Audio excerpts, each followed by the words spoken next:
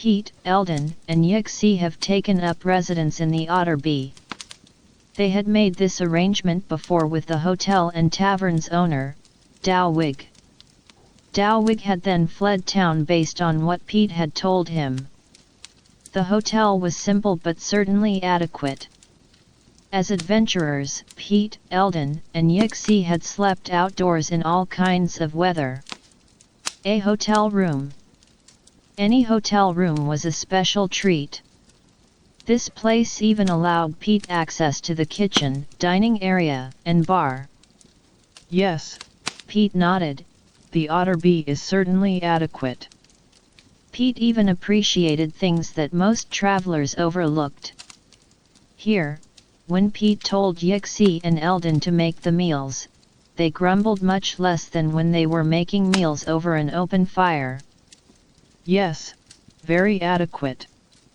This afternoon was special to Pete and he paced. He had cleared a small runway through the furniture. He was able to pace even though Pete was wearing his full set of evergreen robes. Okay, maybe there had been a couple of incidents with the tableware and one teacup, but the book would make it all worthwhile. Yes, Pete thought. this will all be worth it, to finally get that book. That lunar calendar. It was named the Goa'uld, and well known enough that Pete believed that the book he was shown was the true Goa'uld. It was interesting that the Harlequin was willing to give it up, but then, well, establishing the validity of a prophecy was important to these guys.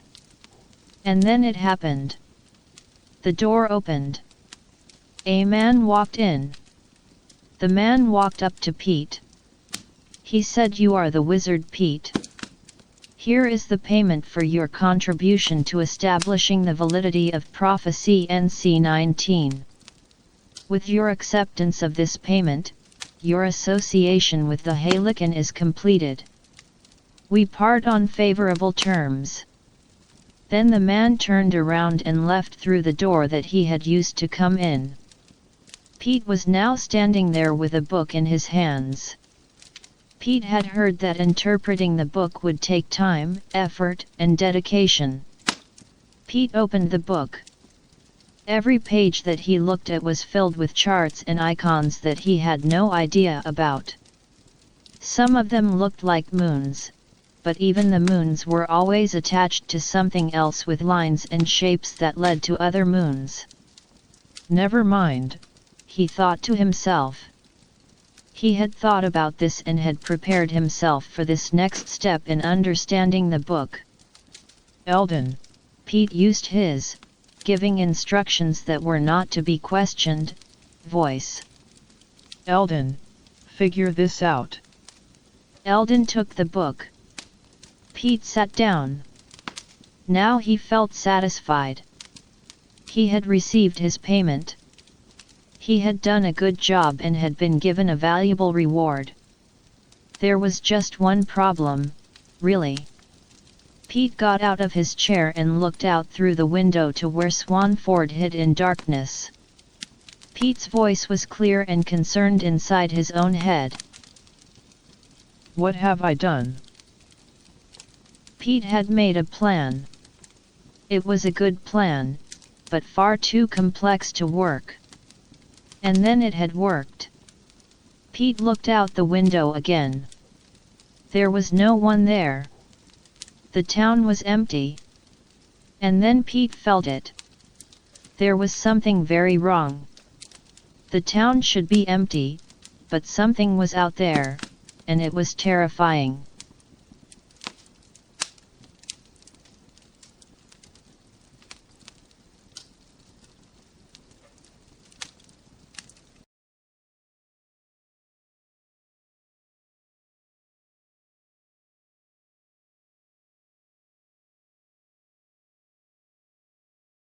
Hello and welcome. This is Wild Art Fly Free, and we are all about creativity. We are building a fantasy world out of stories, and right now we want to brainstorm some new ideas. We really hope that you will join in and help us. Brainstorming is all about getting wild and new ideas.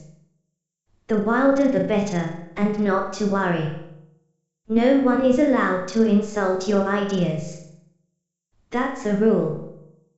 The worst that will happen to your ideas is that people will ignore them. If you hear an idea that you don't like, okay. The best thing to do is to turn the idea around so that it works. Or, instead you can just suggest a better idea. No worries. Oh, okay, then, a couple of other things. About brainstorming. We don't get to claim ownership of anything we suggest. Oh, okay. That way, people don't try to defend their ideas so much. Does that make sense? Another rule about brainstorming is that someone needs to write down all of the ideas. That's sort of built into the process here, so no worries. While we brainstorm, we want more and more new ideas. We don't want to argue about the ideas that we already have. We can have that kind of meeting later. Okay. Now we are going to watch some bits of earlier videos to give ourselves a sense of how we got where we are. Then we will talk about what is happening with our characters right now. And then, at the end we speculate about where the stories might go from here. Again, you can really help by making comments in the suggestions area below. And, please feel at home and enjoy the process.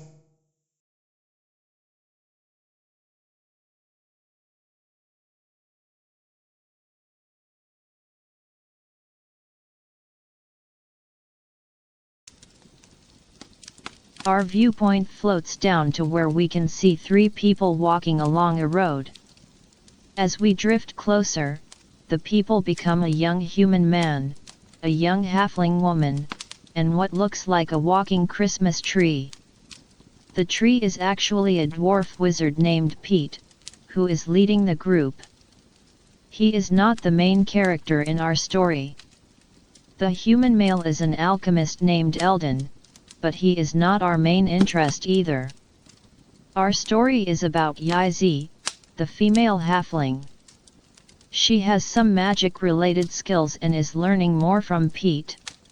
At this point, Pete and Eldon are starting to be annoyed and a little concerned with Yizi's requests to go exploring. She assures them that she feels fine. She is very persuasive, so they go along with her suggestions as much as they can. Our story soon takes a turn, as Yizi rationalizes her plan to go off by herself. She assures Pete and Eldon that she will catch up, and she then goes into a cave system. Yizi's inner demons turn out to be a magical creature named Peaks.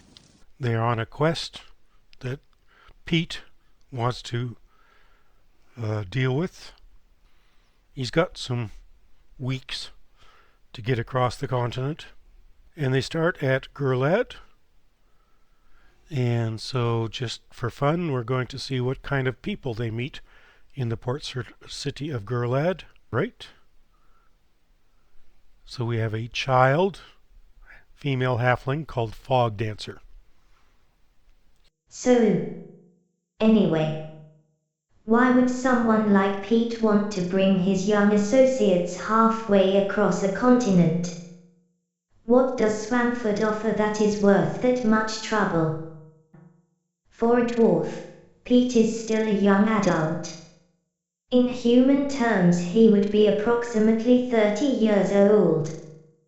He is good at being a wizard, and being a wizard is just about all that concerns Pete. Let's talk about Eldon. He is a young adult alchemist. In human terms he would be about 20 years old. Our alchemist is as young as you would expect that a working alchemist could be, but Eldin is exceptionally talented. We won't get into it now, but Eldin left the school before he graduated and has been learning to be an alchemist on his own ever since.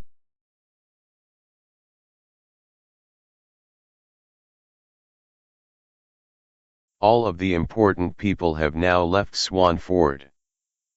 Pete is asking himself, Pete, what have you done? He was the person who came up with the plan to scare away the authorities. He had an agreement with a cult called the Halikan to support a prophecy. The prophecy is obscure, as these things usually are. Pete came up with some good ideas about what the words might mean and devised a plan to make the words become the truth. The only thing that Pete hadn't planned for was, that his plan might actually work. Okay. It's time for the big reveal. What was the Halikan prophecy that Pete worked to support? What generic obscure phrase could refer to Swanford? Maybe just the swan. Then we could have an empty nest? With only the eggs?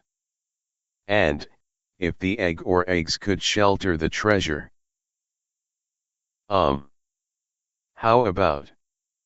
Now the swan has left her nest, the egg is alone, to hide its jeweled treasures. Okay, we should probably think up some more, but let's go with this for now.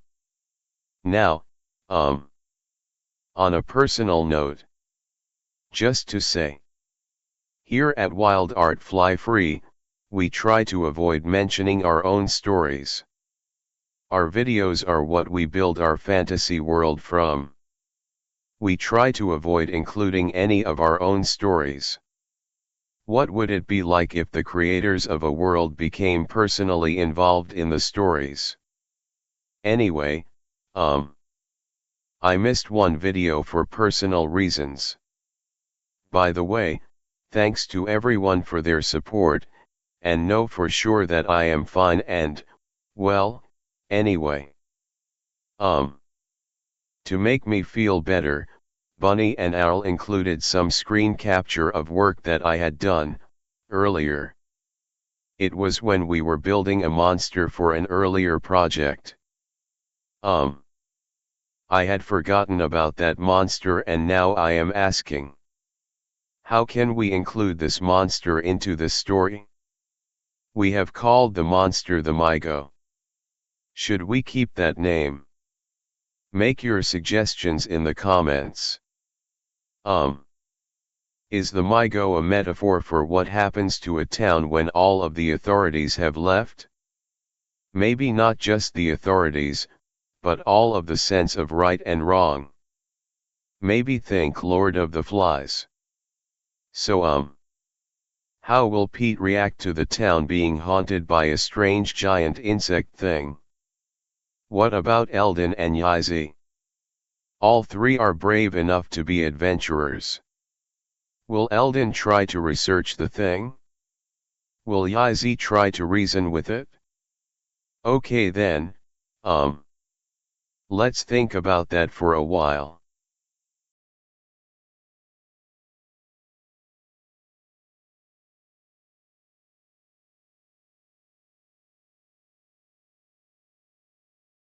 It worked. To Pete, this didn't make sense. An hour ago, the plan was in motion and nothing left for it but to find out what went wrong and to put out the fires. Now, it's done. Pete was shocked. Everyone is gone. Everything worked according to the plan. Has this ever happened before? To anyone? Has anyone ever put together a plan this complicated and had it work? Eldin's mist and fog were exceptional.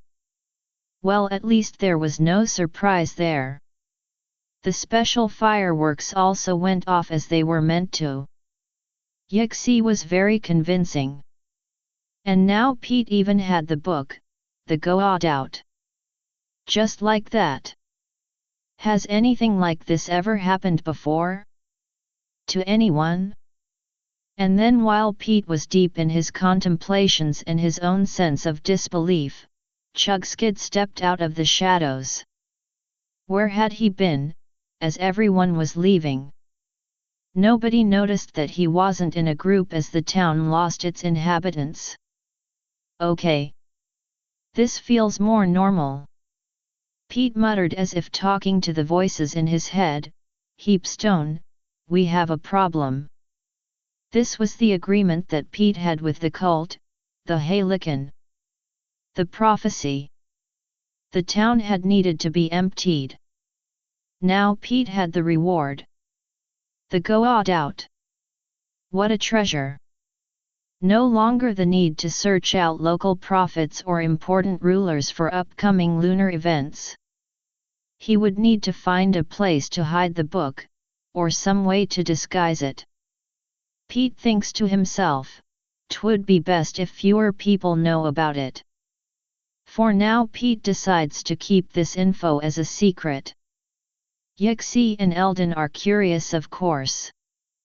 They wonder what was worth emptying out a town for. But, keeping secrets is part of what a boss is, right? Anyway. Now we have the problem of Chugskid. How much should Pete tell him? How much can he figure out on his own? Maybe just play it by ear, whatever that means. When Chugskid does learn about the Haylican prophecy, how might he react? Would he accept the cost? Could this break the monopoly that the humans and elves have on property ownership? Is there any way for Chugskid to help the small people to gain the power they deserve? And now we have a monster wandering the streets of Swanford at night. For now at least, we are calling it the Migo. It oozes terror. How do we fit this monster into the bigger story? What if it has the power to affect people's minds? What would happen if it goes head-to-head against Yixi's friend Piex? Piex manipulates people, but she doesn't need to scare them. This conflict could be going on at the same time as Chugskid's union is working to gain power in the Swanford area. And what about the cult, the Haylican? Would they also try to take advantage while the rich and powerful are away? Could a duel between Piex and the Migo represent a conflict between these groups over political power? What do you think? What is the best story for the emptying of Swanford? Please share your ideas in the comments.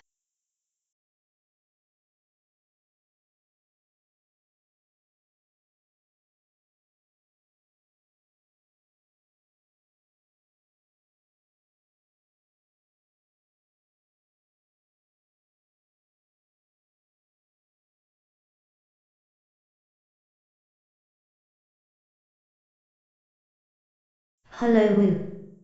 How are you doing? I hope that you Woo are well. Any Woo. I am doing very well, because I have a project that I am excited about. I was wondering if you might be able to help with it. This is unusual, because this isn't the story that this video is mostly about. I was wondering if we could take some time to talk about the goblins, Eeks and Dowwig. It has been some weeks since we last talked about them, and well, I don't want to wait anymore. The thing is, that I have an idea for a story and I wanted to talk to people about it. Okay, I have multiple ideas. But I could really use even more ideas. What do you think? So what I was thinking was that we could play with a bit of a theme for a while at least. Well, so then, there's this old saying. It says that when a child realizes that no adult is perfect, they become an adolescent. Then when they forgive them, they become an adult. On a related note, if you have been with us for a while, you might have heard our Wild Art Fly Free mantra. Creativity is the path from chaos to perfection, while perfection is temporary, fragile, impossible and prone to explode. Anyway, I think that a lot of being an adult is a continuous realization about just how not perfect all adults are, including yourself. I have also extended the thought to say that no situation is perfect and especially no system is perfect, but don't get me started. Anyway, what if we write a story for Eeks and Dowig and the Goblins where we let everyone realize that no one is perfect? What big decisions will bring our heroes down? Okay. Let's think in terms of the hero's journey. For a hero going through a character arc like that, they start with a big lie that they believe about themselves. That is the classic lie to self. So, what might Eeks believe about himself that is wrong? Okay. I think that Eeks could have one lie to himself in that he doesn't know who he is. Then Eeks' main goal of finding out who he is would be, well, wrong. Then, just to play with the idea, we could say that Dowig's lie to himself is that he thinks he does know who he is. That would be pretty cute, wouldn't it? So, that's what I want to play with, if people are interested. What sort of mistakes can our heroes make to demonstrate and illustrate these ideas? How would they affect the group and how will each person respond? Hopefully it will be amusing. Embarrassing mistakes are more easy to deal with than the physically painful mistakes. So, thank you for listening and of course, leave your comments in the ideas section below.